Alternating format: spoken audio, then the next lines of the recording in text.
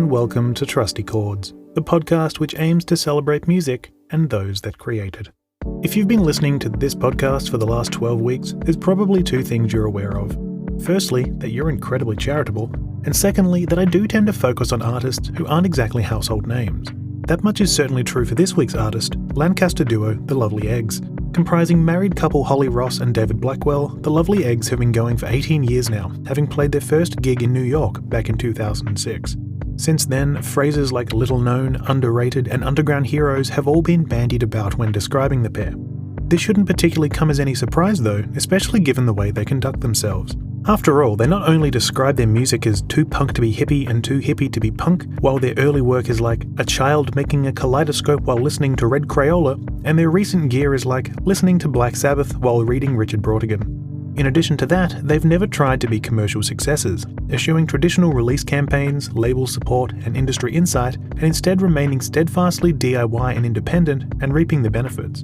Those benefits have been made apparent too, with numerous singles, EPs and albums arriving over the years, collaborations with producers like Dave Fridman, who has worked with The Flaming Lips and Tame Impala to name a few, and a song with one of their biggest admirers, Iggy Pop. While some might say they're doing themselves a disservice by taking a different route, folks like Holly and David are proving that success is still possible with that DIY spirit. Now, they've released their latest album, the fantastic Existentialism, and it's a record you truly need to hear. This week, Holly and David of The Lovely Eggs were true to their name and were lovely enough to join me as they chatted about their own musical histories, their voracious independent spirit, and all the music that they love. It's a little different this week, given that they both picked their favourite artists and albums, but teamed up to choose 5 songs as a couple. As you'd expect, they had top shelf choices the whole way through. I strongly urge you to check out The Lovely Eggs' latest album, and once you're done giving that a spin, have a listen to our chat, and I'll see you at the end of the episode for some general housekeeping.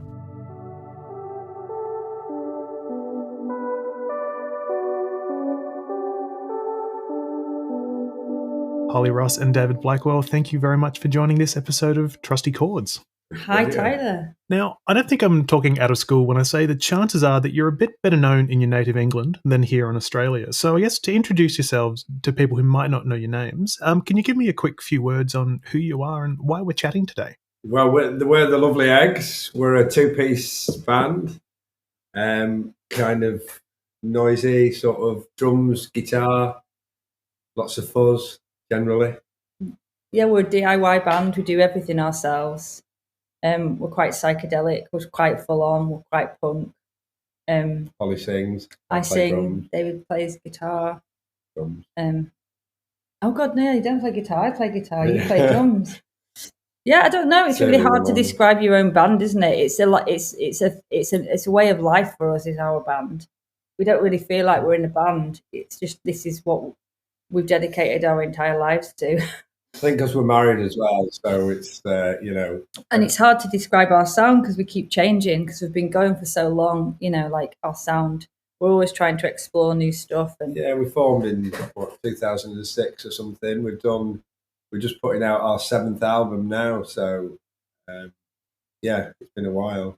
I mean, I completely agree with what you're saying there, where it's always very hard to describe your own sound, because I always open with this sort of question, and I don't think anyone has an easy time answering it. It seems to be a difficult one for everyone.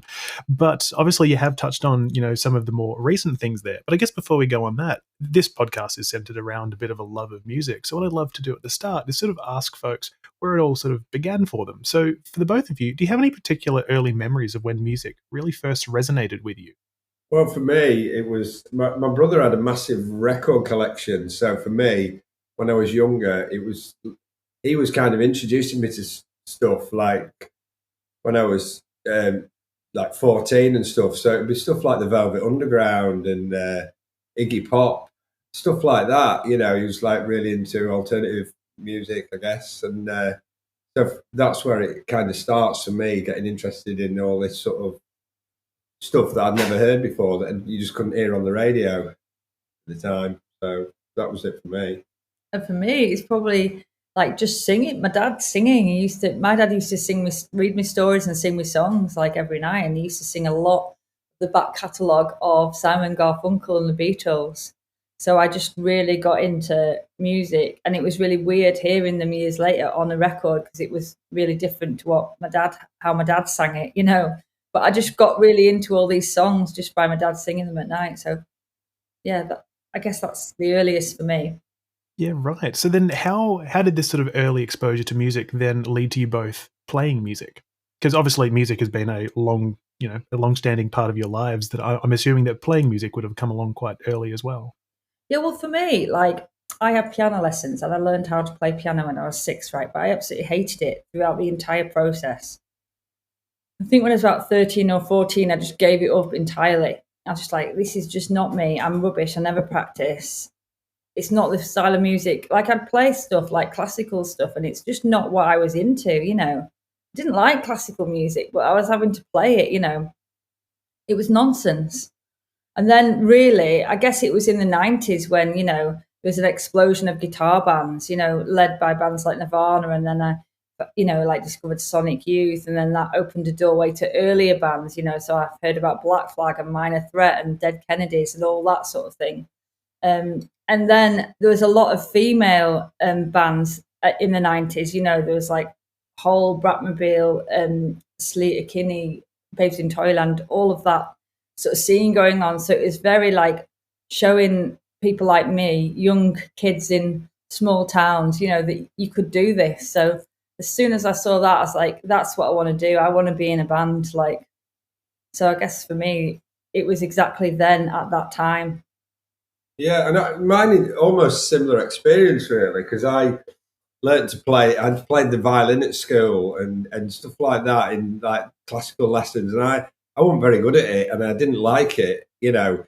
And then obviously I'd been introduced to all this alternative music, and when I discovered the electric guitar, I got one for my birthday or something. Or I don't know how I got it, but that for me was a change. It's like I could read music, but then with the guitar, I didn't even think about that. I didn't follow that in a musical sense. It was just like, oh, you can put a distortion on it and it sounds great. And for me, that was, you know, liberating. And so, yeah, it just started through guitar. I mean, I played drums in the Lovely Eggs, but I didn't start playing the drums until we formed the band, because when we were talking about playing a band together, it was like we wanted to do something, but it was like, well, we don't want to have a drum machine, or we don't just want to both play guitar. So because Holly played guitar and had sung in a band before, and I just played guitar in a band, I kind of drew the short straw. Well, you didn't want to sing. I didn't want to sing, so I was like, we want loud drums, you know. That was the whole core of it all. So it's like, well, you know, I kind of fancy playing drums. I've never played them before, but it's like, I'm going to give the drums a go. And you know, we were into kind of lo-fi stuff, so it didn't matter that we could take this different approach about playing, and you know, so that's how kind of we formed. And you know, but it was guitar for me really at the start for a long time. Now, correct me if I'm wrong, but I'm going to assume that if anyone sort of knew either of you first, it probably would have been you, Holly, because you mentioned being in a band earlier, and that was Angelica. Yeah.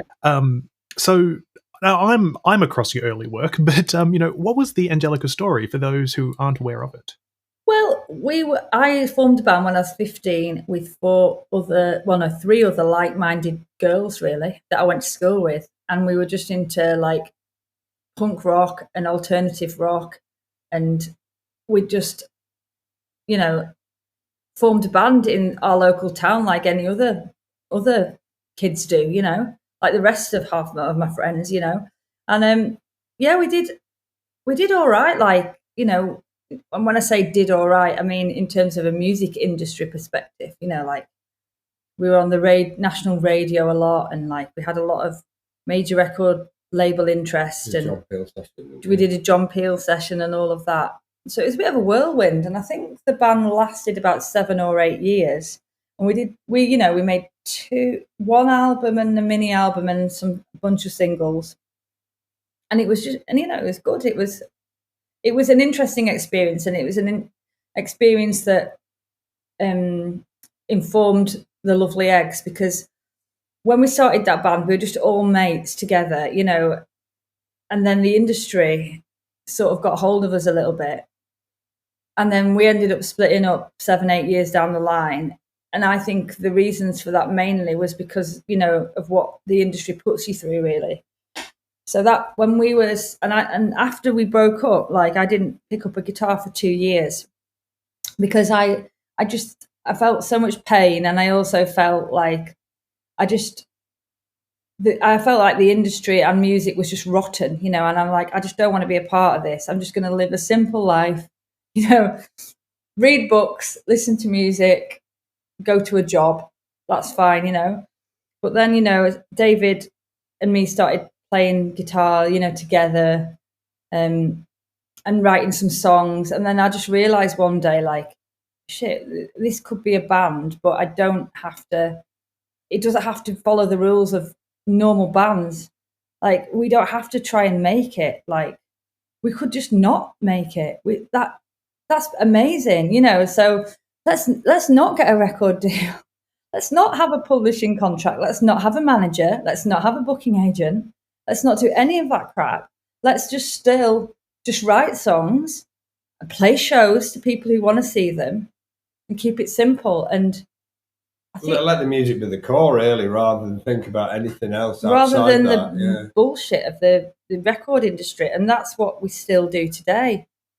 And I guess it was, for us forming, it was like we kind of could do everything ourselves because I'd already been like a sound engineer in a small recording studio, so I could do that part of it, and so we could just do everything ourselves, and that was quite liberating. Really, we didn't have to rely on anybody else to kind of get our stuff out there. So it was a case of record some music, put it out. We didn't think of anything like a demo. It's just like, let's record whatever it's like. We'll just get it out, and then do as many gigs as we can. And it did feel liberating because, I don't know whether it must be the same with bands all over the world. It certainly is for a lot of UK bands. But, there's like, okay, what's the game plan? What are you going to be doing in 3 years' time? Okay, we'll have you in that capacity venue. We're going to do this, then release this, and then we'll take you to South by Southwest, all this crap. It's like, how about not having a game plan? How about not following a career path? And that's exactly what we've done. And it feels brilliant because you set the bar really low, right? You have no expectations of what you should do and what is an achievement. So you're never disappointed, and I think so many bands, have a lot of mental health issues, and arguments within themselves because of the disappointment and the expectation that they have to reach this or get signed to this label or get to this stage or fill this capacity venue. And you've just got to drop it. If you want to be happy as an artist and create sustainably for long periods of time, which is what we've dedicated our lives to, you've got to get rid of all that shit. And I guess that was good for Holly to experience all that other side of it with Angelica, so she could know, well, that's how I don't want it to be. So let's try and do it how we do want it to be. So it is good having that experience, because obviously if you've not been part of the industry, then you perhaps crave for that and you think, oh, I want to be accepted, whatever, get validation or whatever, get on a label, get a manager, so everything's easy. But, so that informed, I think, sort of that side of it, which was really helpful, I think.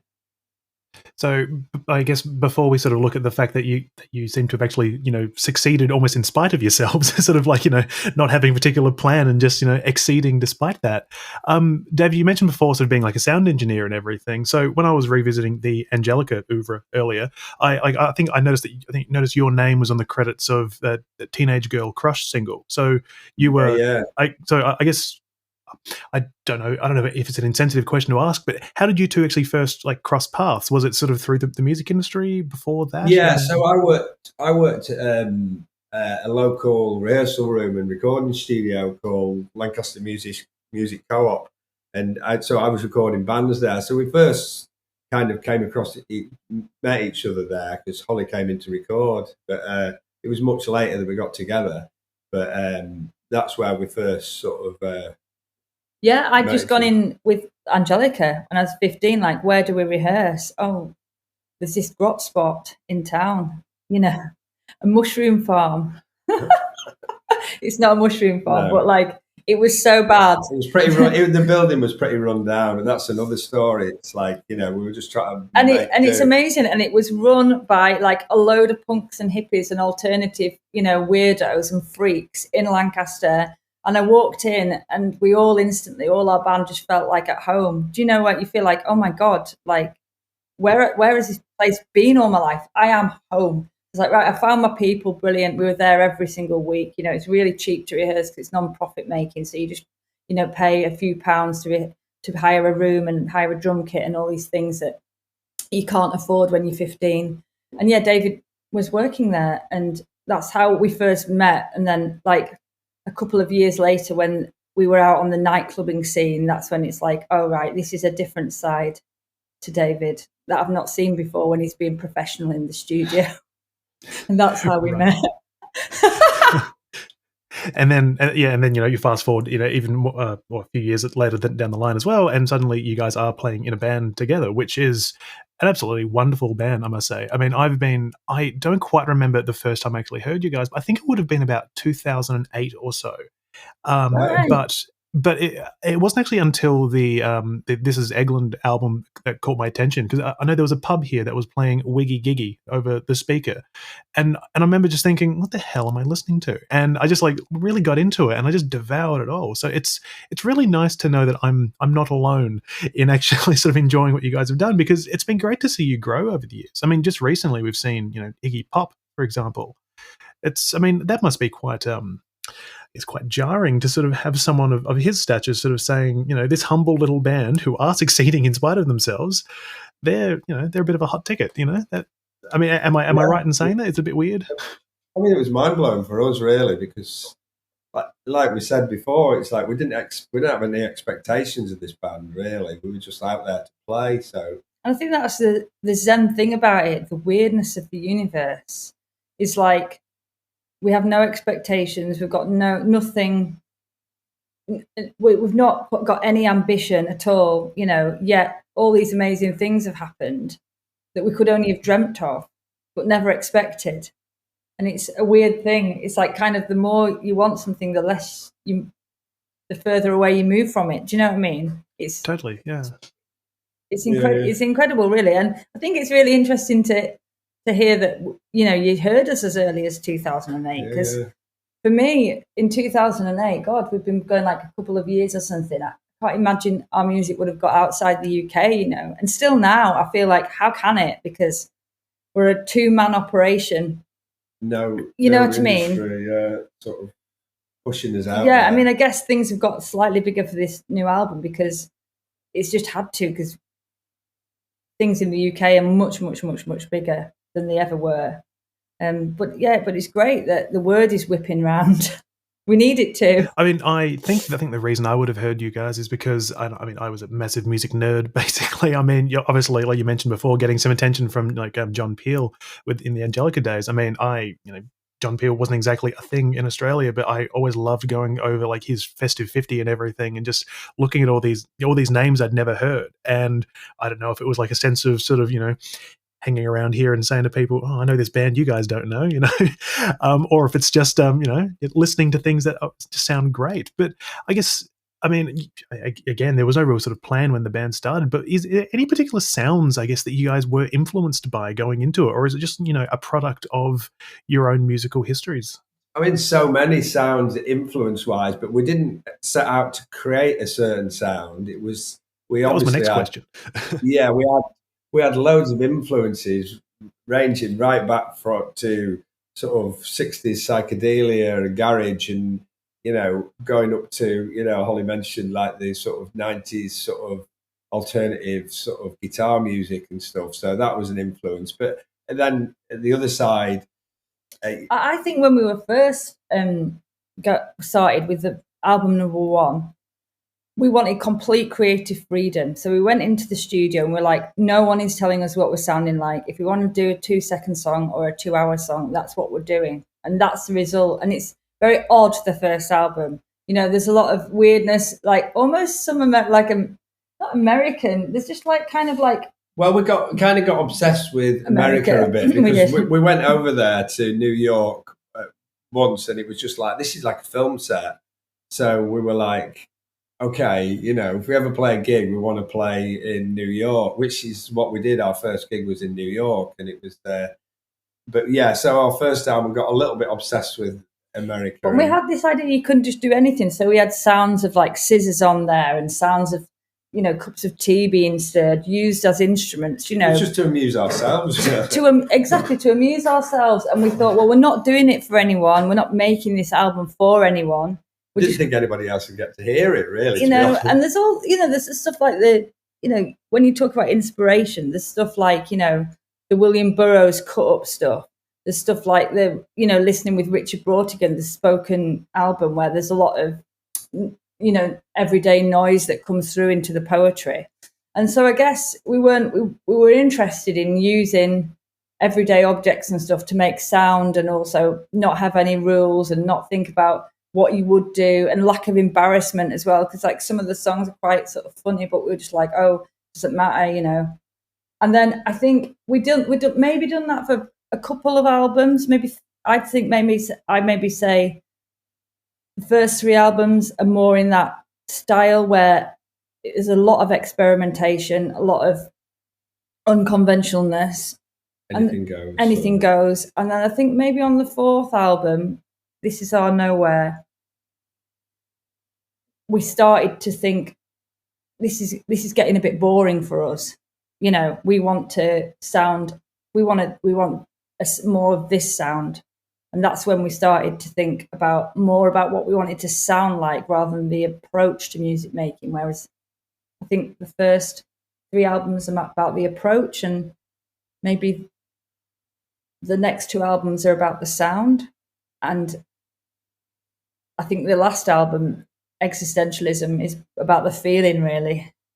Yeah, I mean, I guess they got heavier and heavier because we were kind of always into that sort of really heavy sound, guitar sound, and we were really trying to find a way to achieve that, and so we kind of built upon that all the time, didn't we? And I think also in the first album, David was learning to play drums. Like, he'd never played drums in his life before, so sometimes things that you want to do, you're actually not capable of doing. So, like, by the time we got to the 4th album, there was stuff that he wasn't capable of playing on the first album that we could now sort of play. So we're like, all right, we'll write a song that uses this beat because I can do it now. So yeah, that influenced it a bit, what we could actually physically play, I suppose. But we always say we're too hippie to be punk and too punk to be hippie. Yeah, we kind you can't be categorized, basically. Yeah. Because one thing I've also found real interesting as well is that, I know that the likes of the NME have called you, one of England's most beloved underground bands. But I guess how do you guys view a title like that? Because there seems to be this increase in public awareness with each and every release. And it feels like you can only be underground for so long. But obviously you aren't household names, but you've worked, you've worked with the likes of Dave Fridman, for example, who is incredibly notable. But does it ever feel like you'll shake that underground tag? I don't know, because it's like, alternative music is definitely more underground now than it was, say, in the 90s and 2000s. It's kind of, everything's moved onto the internet, I suppose. So there's not that push where big scenes come and go, So, it's difficult because we're not mainstream at all. So we don't know. I mean, I just think what's important and vital to our band is the approach, like the mindset of it. Everything else isn't really important. So if loads of people want to buy our record, that's fine by me. Do you know what I mean? Like, I'm not really interested in having underground status. It doesn't matter to me. And in fact, I'd prefer more people to buy our record, because if you've written it and gone to the trouble of writing an album and recording it, you want as many people to hear it as possible. So who knows whether we'll break free of the underground tag? I don't, it's not. But we're fine with it's that. not on our agenda of first thing, next 3 years, we're going to break free of our underground tag. Yeah, step 1, world domination, Yeah. But, I don't know. It's really hard to view our band from the outside, because we're in it. So sometimes you think, this is brilliant. This album is so good. Like, how can not everyone love it? And then you realize, oh yeah, it's really quite niche, because you forget that our the bands that we love, our favourite bands, are like a lot of very unknown, obscure bands. You know what I mean? So, for example, we might think, Or Noy or something. Noy or Red Krayola or Daniel Johnston, are the best bands in the world. And people like, who are they? So we're kind of happy with that, underground. If that fits, Because I mean, one thing I've done for about the last 5 years is every time I listen to an album, I always give it one of those pitchfork style ratings out of 10. So at the end of the year, I can have an idea of what my favorite albums have been. And the last couple of years, it's been these albums that whenever people see the list, they're just like, I don't know who this is, and I'm like, that's fine. You don't need to know as long as it resonates with me. And that's because. And I guess that's a little bit of a very weak segue into what I'm about to say next, because listening to the new album from you guys, I personally, I would be surprised if it wasn't one that sort of set you, to break free of that underground tag, because it is such an amazing record. Like, it is easily one of my highest rated records of the year so far. Sure, we're only in May, but you know what I mean. It's such a wonderful record, and you were saying before, it's the sort of thing when you guys make a record, you feel very proud. I can only assume that this one is one you're very proud of as well, because it just sounds wonderful. And of course, I'm not trying to just heap praise upon you guys, but I think for us, like, this is the most honest album we've ever made and most vulnerable, because we were going through a really bad time in the last year. The main thing being like our struggle with Lancaster Music Co-op, because we've mentioned that we met there, David worked there, and it's like a magnet for like the freaks and alternative, underground of Lancaster, which is a small town where we live. And we got issued with an eviction order by the city council in 2018. And we fought that, and we had this massive campaign, and there's people like Butch Vig and Abbey Road Studios were, online tweeting in support of us. And the council met and they said, okay, right, we'll take back the eviction. We're sorry, we'll give you a long-term lease on the building at a below market rent, and we're going to repair all the building for you, and everything. Great. And like 5 years later, it still hadn't happened. And like we've basically been fighting tooth and nail to save the place. And it's meant that we had to put all our album plans on hold while we like fought the council and tried to get the lease and everything. So it's a really stressful time. And we felt like the lowest like we've felt in a long time, Plus you're having to deal with the everyday stuff of being in a DIY band, So you come home, there's a mountain of orders to sort out, and post out. And the council have sent you 10 emails demanding this, that, and the other. And you're just like, oh my God, So that got onto the record, really. Obviously, it would do, because it's, you're writing this stuff right through that in a way. And we didn't have time. I think in the other records, we had time to think about what we wanted songs to sound like, I don't know, like this one, we're like, right, okay, we're studio time now, slammed the door, got on with it. But there was it was like an unconscious thought stream, wasn't it? The songwriting process, everything. And it just happened. We were like, well, we've got this time to make a record.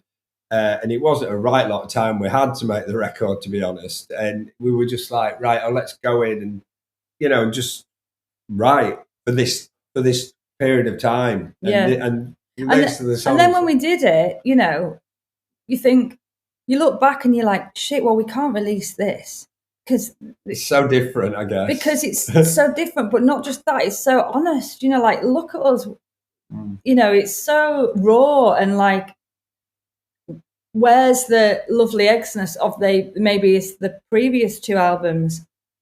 But then for us, that's kind of, then we were like, oh, well, it's just what we've written, And then we sent it to Dave Fridman, like the rough, because we don't do demos because we think they're a waste of time. Why bother recording something and then record it again to try and make it sound like what it sounded like? But we sent in the rough versions of the mixes of the track, and he just said it's great, like. Yeah, he just said it's great. So we were just like, because we always use him as a sounding board, because it's just been great working with Dave Fridman anyway. But to have kind of like a third member of the band to like ask just to see what he thinks, and he just like, no, it's good. Yeah, because when you're in it, you kind of don't know. And that was really good. And it was really brave. And, and then I realised that actually, this is like art for us. Like, I never call myself a musician. I always say, I'm in a band. and there is a difference, I think. But I do think we sort of create art, and like we're not in it actually in this band to please other people. Like we're in it to please scratch the artistic itch or whatever.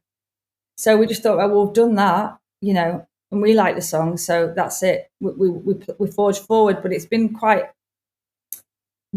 It's like saying, "Here's my diary, read it." Yeah, of course. It can be very difficult to be vulnerable, can't it? Especially if you're sharing art that you've made for yourself with the world. But that's it. But I mean, again, to heap praise upon you guys, you've done such an amazing job. Like it is such a wonderful record, and I know that you said before, like the future's always sort of unwritten with you guys. You never really know what the plan is, and I know that this one's always a tough question to ask independent artists like yourself. But you know, is an Australian tour ever a possibility, or should we be packing up and heading north to see you? We would love an Australian tour. We're working on trying to come down. You know, like that's part of the reason why, you know, we're here, like doing this podcast with you, and like because there's so many great bands that have come out of Australia. You know, we just feel there's a scene going on in Australia right now that has got our name written all over it. It's a bit like the Lancaster Music Co-op. Yeah, we feel like we could come over and you'd be like, we belong here. Feels like it's doing its own thing, which is always nice, rather than following a theme or something. So we kind of like that and feel affinity with that. So yeah, I mean, we're definitely working on that idea of we just need people to like get into this new record to want us to come, because I think if people want us to come to Australia, we will come to Australia. So well, I will start spreading the word far and wide for you guys, because it would be it's always such a pleasure to listen to your music, and it would be even better to see more people getting involved with it as well. So in the interest of time, I feel I should get down to the portion of the podcast from which its namesake is derived. So for anyone listening who's not aware of it, this section, Trusty Chords, is built around an average chord. So folks who know theory know your standard chord is built around the first, third, and fifth notes of a scale. So I'm extrapolating this outwards and asking you both one artist that's impacted you, 3 albums, and 5 songs that you can always turn to. So it's a very wordy explanation. One day I'll get it down to a nice, elevator pitch. But to kick things off, for the both of you, who is one artist that has always inspired you the most, whether it be personally or creatively? For me, I'm going to say Simon and Garfunkel, because lyrically, I just think some of their stuff is genius. It really. And I'm always, I guess, when I'm writing songs, I always try and, like they get to the heart, don't they? And also some of it's very dark, which I'm totally drawn to. So for me, I'd say Simon and Garfunkel. They write amazing tunes. The lyrics are dark as hell, and the harmonies are brilliant. So I'm going to say that.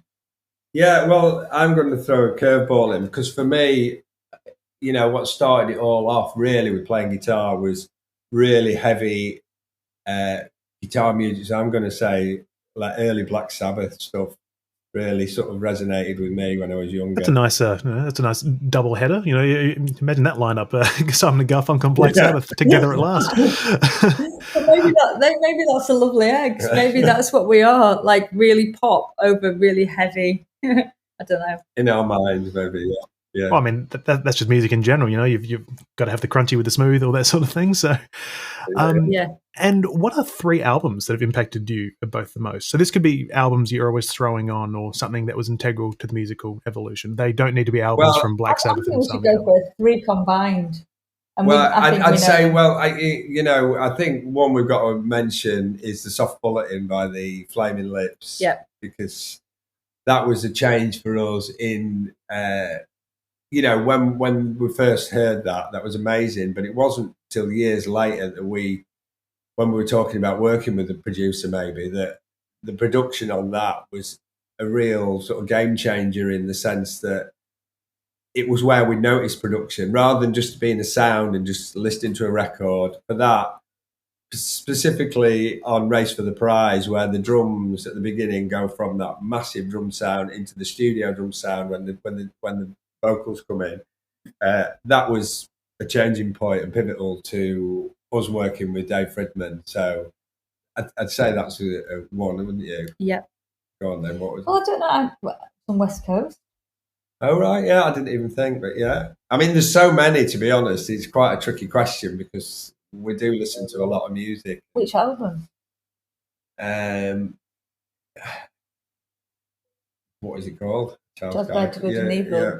A Child's Guide to Good and Evil, the West Coast pop art experimental band. I am familiar with their work. Yeah, I think, and that one, I think specifically because it's quite poppy and it's a bit weird and got electric sitar on. There's loads that we like about that. And we just used to listen to it constantly, all the time. But that album. There are a lot, and there are so many actually. Well, maybe we can have 6. Maybe we can have 3 each. Yeah. Well, I mean, by all means, feel free to have 3 each. It always works wonderfully if we get to hear from both of you. There's so many artists that I'd say were real influence. I mean, the Velvet Underground for me was a real influence because they mixed that kind of lo-fi with sort of great songs, and I love that whole way of approaching music, where you're not thinking about creating something that's super slick or anything, but at the same time it just sounds amazing. So,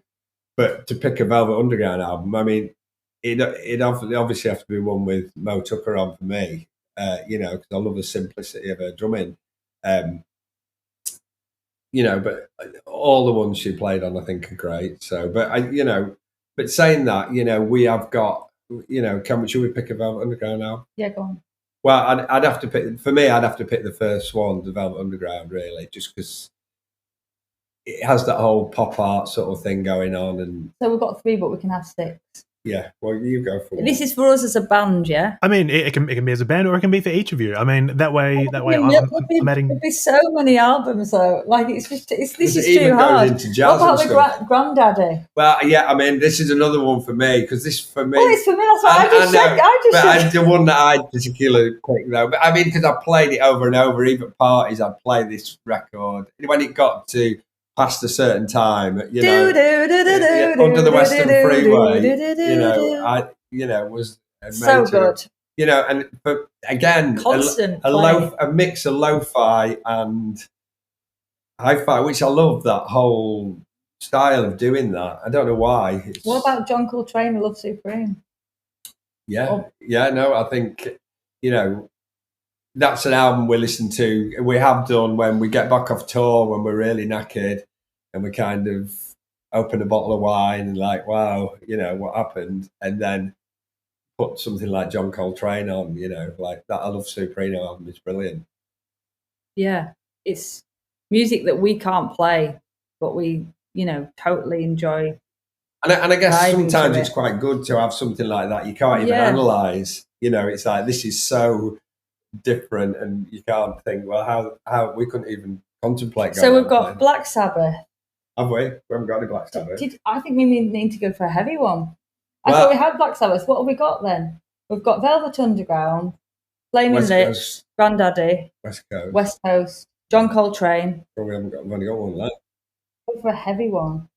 Like what though? So I'm just going to pick all the ones that influence me. You pick one of your. Well, no, go on. I mean, where it all started for me was my brother had Sabbath Bloody Sabbath by Black Sabbath, and I'm not saying it's necessarily their best album, but that's the one that he had, so that's the one I played over and over again. Not Black Sabbath. Well, I love it, but I didn't have that for ages. I know, but I like that one. Yeah, so well, let's go for that we're one. going to pick the first Black Sabbath album then. Yeah. No, that's completely fair. And I mean, and I should also say that this wasn't planned ahead of time, but you're right. The Soft Bulletin is an absolutely wonderful record. It's amazing. Oh, it's absolutely wonderful. It was just next to me, which I should explain because this is an audio podcast. If anyone listening, I've just pulled up a copy of the Soft Bulletin by the Flaming Lips. But the final question I had for you was, 5 songs that you can always turn to. Now, by all means, feel free to do 5 each, or feel free to do 5 as a band.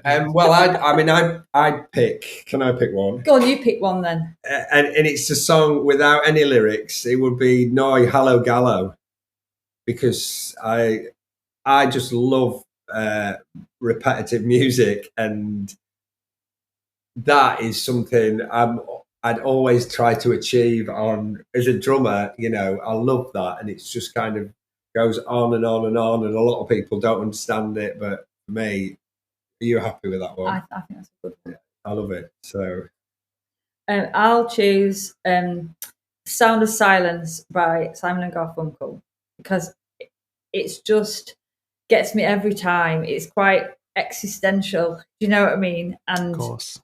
dark, and sometimes beautiful but dark at the same time. And I think that's the sort of music that I really quite like, you know, something that's beauty and darkness together. So is that all right? Yeah. If I'll choose this, and you can step in if you don't agree. All right, go on then. But when we were forming, we went over to this festival in Paris, and not in Paris, in Europeans, wherever was that. But for me, it was first seeing Sonic Youth play Teenage Riot, and that song I'd always thought was amazing. I'd never seen Sonic Youth before, Holly had, but I love that song, and you know, I think that's an absolute cracker. Yeah. So there you go.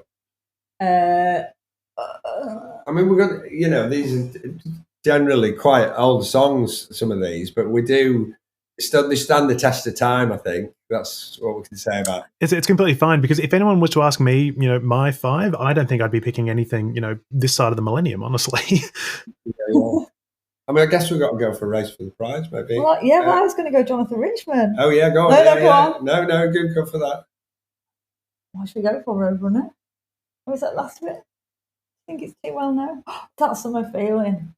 Yeah, go for it. Well, Jonathan Richman, That Summer Feeling. And we saw Jonathan playing, it was particularly him doing Springtime in New York. Yeah. In Springtime in New York. So we've got a couple of Jonathan Richman stories, but we've probably not got the time to go into them. But we've met him twice. He's an amazing man. When we got married, I walked down the aisle to a Jonathan Richman song. So as a artist, you know, a musician is really important in our lives.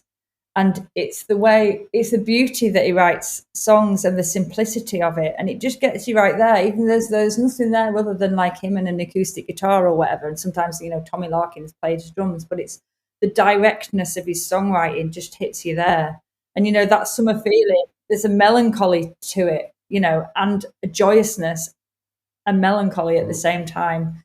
And it's a wonderful song. To me, he's that sort of musician who every time you listen to him as a musician, you think, oh, I like that song is so simple. I could have written that, but then you realize, but I didn't. He did, and he's probably done it so much better than I ever could. And it's sort of that, you know, infuriatingly talented yet absolutely wonderful musician that you just adore. I mean, that's my opinion of Jonathan Richman, at least. It's a bit like Richard Brautigan in that way. There's something magical about the way he writes. He's got this everyday observation that, you know, passes most people by. You know, they don't pick up that it's not on their radar to notice what people are doing sat in, you know, in the street or whatever. But Jonathan sees that and like puts that in a song and makes all these everyday things seem really magical. Yeah, I think that song's great. So I think that one. Yeah, let's go for that. Last one, your choice. Oh God.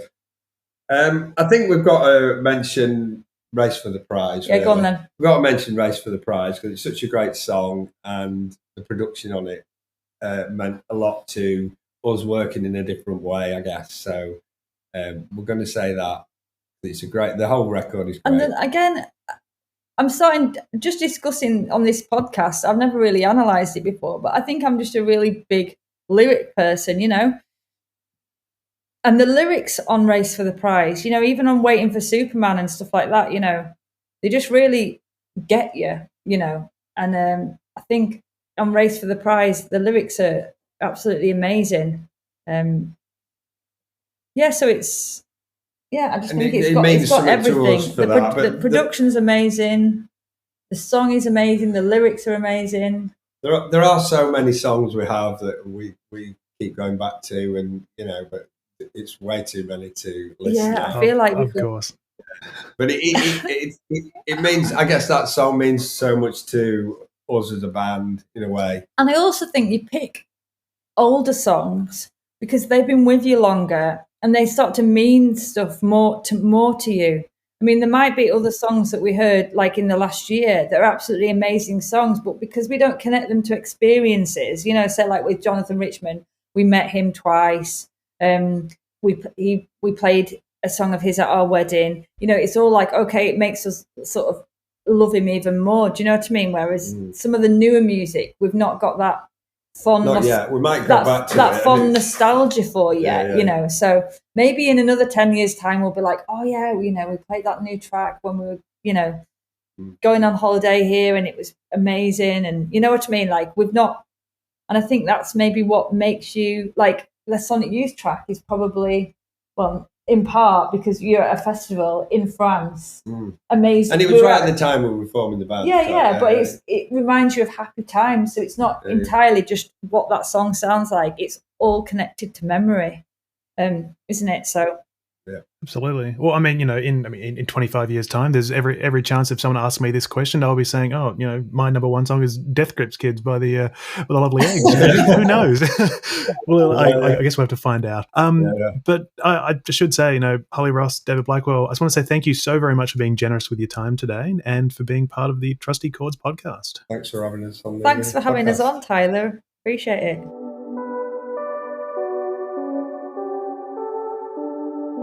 Thank you for listening to Trusty Chords. If you listened to this episode and enjoyed it, I'd really appreciate it if you were able to take a few minutes to like, follow, share, and review this podcast on your preferred platform of choice. As always, no obligation, but I'm forever grateful if you do.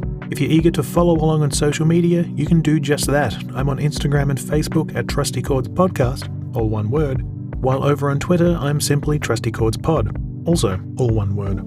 There's also a blog for this podcast on my own website, which is tylerjenke.com. That's TYLERJENKE/Trusty Chords Podcast, all one word. That's where you'll find entries on each episode each week and a list of the artists, albums, and songs chosen by guests, along with an accompanying playlist. You can also find a link to the Buy Me a Coffee platform, where you can throw me a few dollars to keep this podcast running, if you feel so inclined. I once worked for a company who changed this one to be Buy Me a Beer. The sentiment was nice, but I'll be driving home later, so just a coffee for me, thanks. As usual, thanks to everyone who continues to listen, message, or just support this podcast in any way. I'm forever grateful to hear from you all each and every week. Lastly, I need to thank Holly Ross and David Blackwell for spending time with me this week for the podcast. I also need to express my gratitude to Dean from Habit Music for helping organise this chat as well. But once again, thank you kindly for listening, and I hope to see you all again next week as I continue to celebrate music and those that create it.